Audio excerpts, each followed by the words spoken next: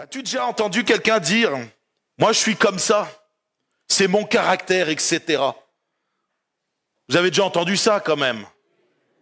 Moi, nous, on l'a entendu souvent. En Bretagne, souvent, les gens vont dire « Nous, on est bretons, c'est normal. » C'est normal, vous connaissez le dicton « têtu comme un breton, etc. » Et puis, on est breton, déjà, on se dit qu'on est têtu.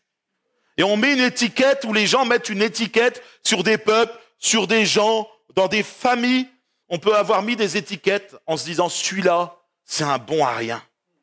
Celui-là, il fera jamais rien de sa vie. » J'ai même des gens qui ont, suite à des témoignages, dit « Mes parents ont dit que j'étais une erreur. Mes parents ont dit que j'étais pas souhaité, que c'était un accident, etc. » Quelle tristesse d'entendre ce genre de choses. Le problème, c'est que quand les personnes concernées les entendent, ça peut être violent dans leur cœur et dans leur âme. Combien de personnes ont été brisées dans la vie en ayant entendu des choses comme ça, en ayant mis une étiquette. Ah, celle-là, elle est trop compliquée. Celle-là, elle met la pagaille. Combien de fois dans les familles, des étiquettes ne sont pas posées sur les personnes? Ces personnes grandissent en étant brisées. Mais aujourd'hui, peut-être que ce message s'adresse à quelqu'un et Dieu veut te dire, moi, je t'ai donné un nom. Je t'appelle par ton nom et pas par le nom qu'on t'a donné. Alors aujourd'hui, Dieu veut rétablir ton identité. Peu importe l'étiquette qu'on a mise sur ta vie, Dieu veut changer ça. Est-ce que tu crois que Dieu peut le faire? Est-ce que Dieu peut changer quelque chose dans ta vie? Quelque chose que l'être humain ou le diable a mis comme quelque chose de pesant sur toi? Est-ce que tu crois que Dieu peut enlever ça, le mettre à la poubelle et te donner une nouvelle identité? Il y a trop de chrétiens qui vivent parfois sans s'en rendre compte avec l'ancienne identité qu'on leur a donnée. Pourtant, Dieu t'a donné une nouvelle identité. On va prendre un texte dans 1 Corinthiens au chapitre 4 et au verset 9 à 10 pour illustrer ma pensée, bien sûr, qui est tiré de la parole. Ce texte nous dit « Jabet était plus considéré que ses frères.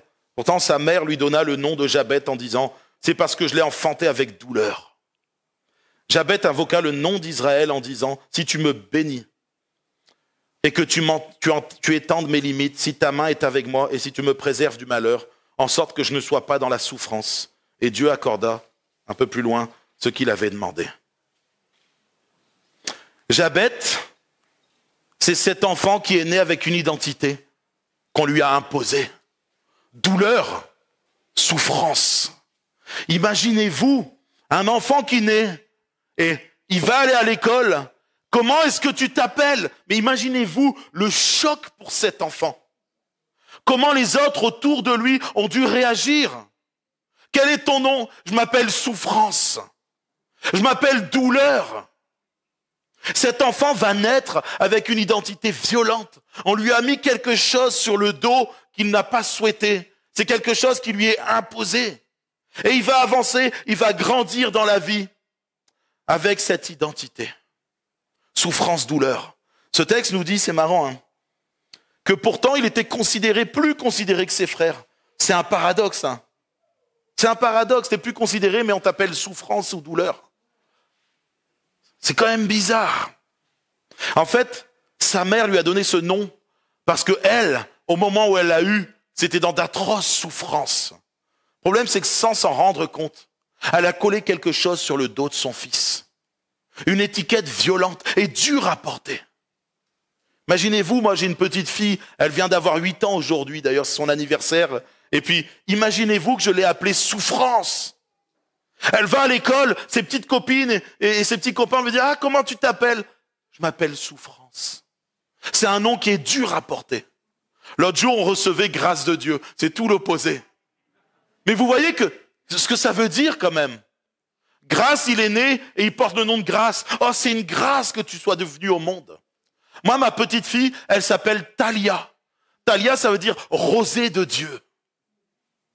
Eh oui, c'est une rosée de Dieu, c'est une fraîcheur, on est heureux. Le nom que tu donnes à tes enfants peut avoir une signification et un impact sur sa vie. Les mots que tu vas donner, tu vas mettre sur ton enfant auront un impact sur sa vie. Moi, je connais des gens, en tout cas une famille où le père disait à son fils, mais mais t'es une gonzesse ou quoi, excusez-moi l'expression, mais c'est les mots qui sortaient de la bouche de ce père. T'es une gonzesse, mais t'es fragile, t'es sensible. Il disait ça à son petit garçon. Vous savez ce qu'est devenu son petit garçon? Il est devenu homosexuel. Parce que les mots ont une importance. Ça peut être violent comme tu peux bénir avec ta bouche.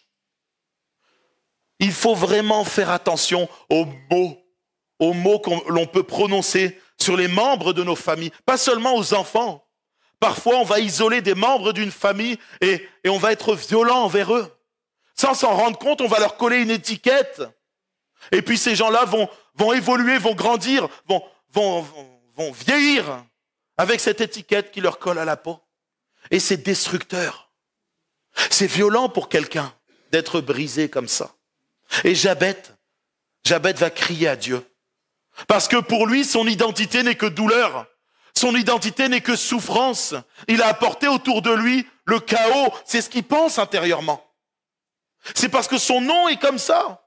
Et il va dire, Seigneur, regardez ce qu'il dit.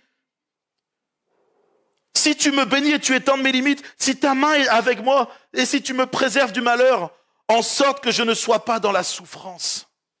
Pour lui, sa vie est résumée à la souffrance, à la douleur. Mais Dieu merci, il a crié à celui qui peut le délivrer de ses souffrances, qui peut le délivrer de l'étiquette qui a été mise sur sa vie. Alléluia. Le nom de Jabez reflète ce que sa mère a vécu. Pas ce que Dieu a déclaré sur sa vie. Certains portent des fardeaux du passé, des noms qu'on leur a donnés. T'es une erreur, etc. Mais Dieu, ce soir, veut restaurer des cœurs brisés. Et s'il y a des personnes qui ont eu une étiquette dans leur enfance, dans leur vie, etc., ce soir, Dieu veut te dire, il en est autrement avec moi. Quand je te regarde, j'ai un regard plein d'amour. J'ai pas un regard de quelqu'un qui va dire, tu es une erreur. Mais Dieu veut te dire, je t'ai voulu. Si ce soir, tu es dans le rejet, Dieu dit, moi, je te désire comme mon enfant. Dieu veut faire de toi quelqu'un de différent. Pas quelqu'un qui subit les noms ou les étiquettes qu'on a mis sur ta vie. Mais il veut te libérer de ce fardeau qui est pesant sur toi. Un cri du cœur pour une nouvelle identité. Jabez, il ne se contente pas de vivre sous l'étiquette de douleur. Il prie, il supplie Dieu. Il crie à Dieu. Seigneur, Seigneur, viens. Seigneur, si tu me bénis, si tu étends mes limites. Seigneur, si tu ne me fais pas passer par la souffrance, si tu enlèves la souffrance de ma vie. Ce soir, le Seigneur veut que des personnes crient à lui. Ne crie pas à des êtres humains, même si on peut vous aider. Bien sûr que moi je suis là, je suis pasteur, je suis là pour aider comme je peux. Mais hélas, je ne suis qu'un homme limité. Mais criez à celui qui est illimité. Criez à celui qui peut tout. À celui qui peut vous délivrer, ôter vos fardeaux, vous guérir intérieurement parlant. Combien de personnes ont été brisées et avec Jennifer, on a fait ce qu'on appelle le suivi pastoral. Et vous savez, on les a ramenés seulement à la Bible. Je n'ai aucun pouvoir. La seule chose que je peux faire, c'est de mettre Jésus dans votre situation, au centre de votre situation, à travers la parole de Dieu. Et combien de vies brisées on a vu être restaurées par le nom de Jésus. On le chantait ce soir, le nom de Jésus est tout puissant. Est-ce que vous croyez que le nom de Jésus est tout puissant? Moi j'ai vu des gens brisés, des gens qui voulaient se suicider, moi j'en faisais partie. Je faisais partie des gens qui voulaient mettre fin à leur vie. Et quand Jésus est rentré dans ma vie, quand j'ai laissé la parole de Dieu me transformer, quand j'ai laissé la présence de Dieu me façonner, parfois m'étirer, j'ai été guéri de toutes mes blessures du passé. Tout ce qui me pesait a disparu pour laisser place à la joie parfaite. Dieu peut ce soir guérir quelqu'un dans ce lieu. Et si tu as besoin d'être guéri, si tu as besoin de connaître cette guérison intérieure, cette guérison du cœur, crie à celui qui peut te guérir. Jabez a crié à Dieu. Et ce soir, tu peux crier à Jésus. Viens, délivre-moi de ma dépression, on l'a entendu tout à l'heure. Oui, ma sœur, Dieu peut te délivrer de ta dépression. Mais crie à lui, espère en lui. Il est tout puissant, il peut ôter instantanément cette dépression. Parce qu'il est Dieu et rien ne lui est impossible. Si des personnes sont mal en ce moment et souffrent, peu importe ce que tu as, la peine qu'il y a sur ton cœur, le Seigneur veut venir mettre sa présence, son amour divin sur ta vie. Il veut te dire qu'il t'aime et qu'il peut ôter ta souffrance. Mais crie à lui, confie-toi en lui, fais-lui confiance.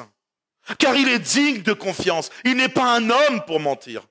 Sa parole s'accomplit toujours. Ce qu'il a prononcé arrivera. Mais tu dois placer toute ta confiance en lui. Parce qu'il est Dieu et rien ne lui est impossible. Vous savez, moi j'ai fait partie de ceux à qui on a collé des étiquettes. Bon, elles étaient bien souvent méritées, je vous l'accorde. Mais j'étais qu'un jeune, un enfant de 13-14 ans. Je ne savais pas ce que je faisais réellement. Et puis, au fur et à mesure, je me suis enfoncé dans la délinquance et les gens disaient, lui, c'est un bon à rien. Regardez, lui, il ne fera jamais rien de sa vie. Et vous savez, ces choses-là sont venues et ont marqué mon cœur. Les profs à l'école, quel bon à rien. Il ne fera jamais rien de sa vie. Pas tous.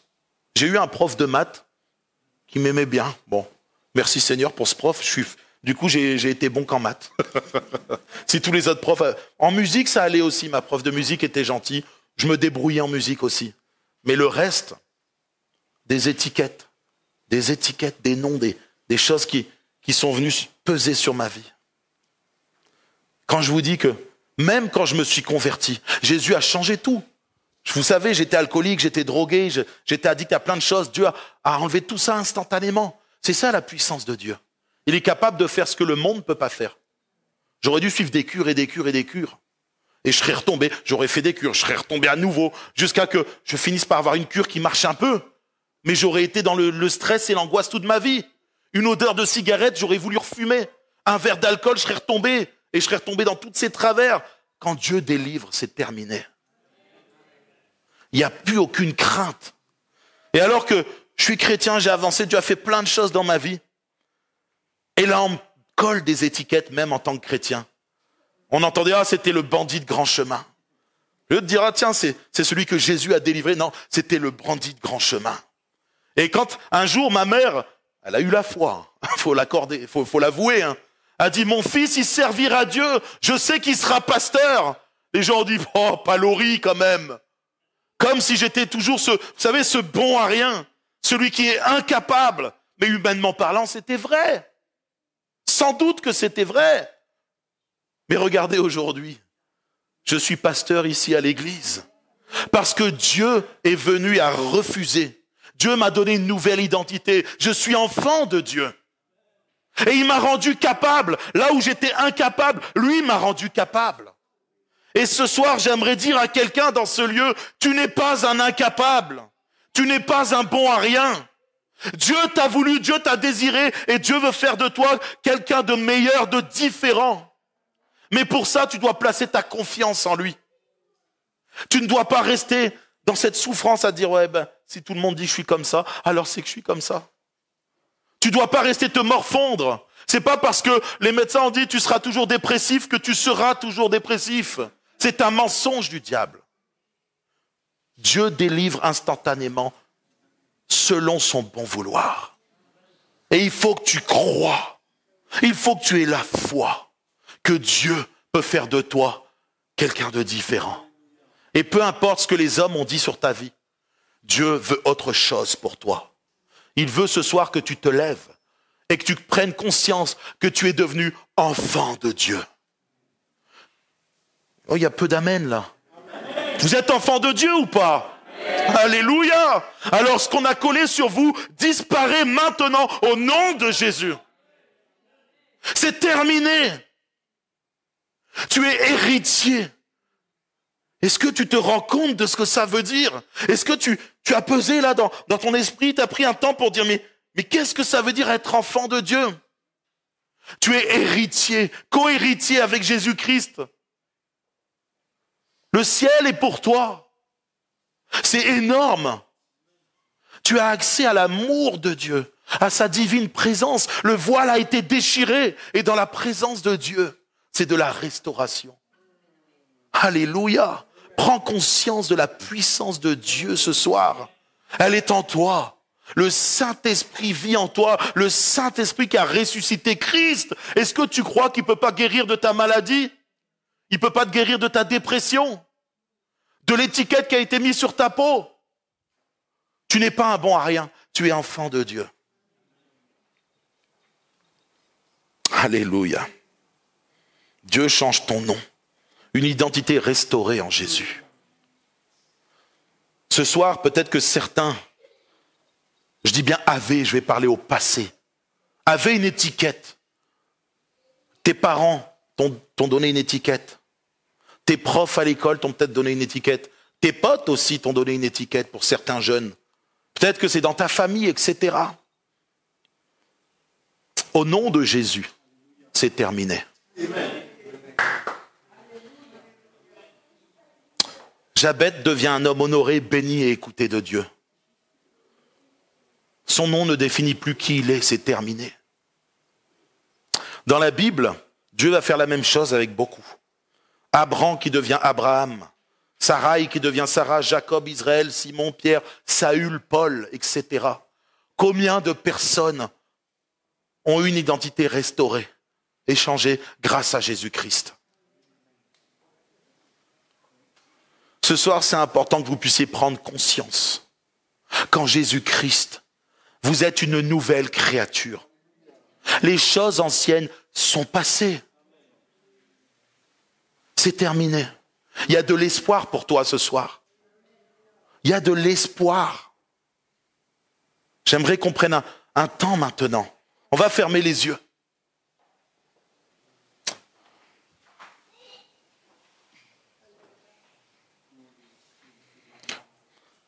Peut-être que